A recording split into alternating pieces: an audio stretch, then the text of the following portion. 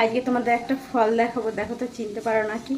কাল সারাদিন একটু ব্যস্ত ছিলাম, খুবই একটা দুঃখজনক ঘটনা আমাদের সাথে হয়ে গেছে, যার জন্য আমি কালকে একটা ভিডিও মানে কোনো কিছুই পোস্ট করতে পারিনি।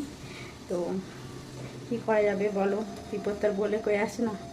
কাল আমার দিদির ছেলে মারা গেছে, তো সেই জন্য খুবই কষ্টে আছে, মনটা খুব খারাপ।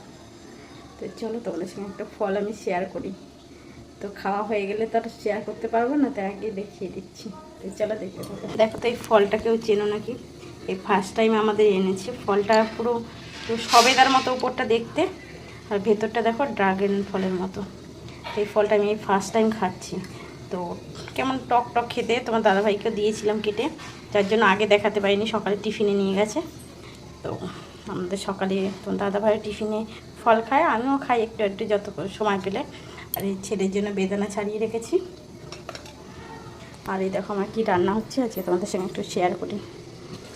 এখানে হচ্ছে ইলিশ ভাপা হয়ে এসেছে, এখন নামাবো। আর করেছি উচ্ছে ভাজা, আর এই ভাত, আর এই ছেলের জন্য দুধ গরম করে রেখেছি। এই আজকে আমার মেনু। তো কেমন লাগলো জানিও। সবাই ভালো থেকো, সুস্থ থেকো, সবাইকে টাটা।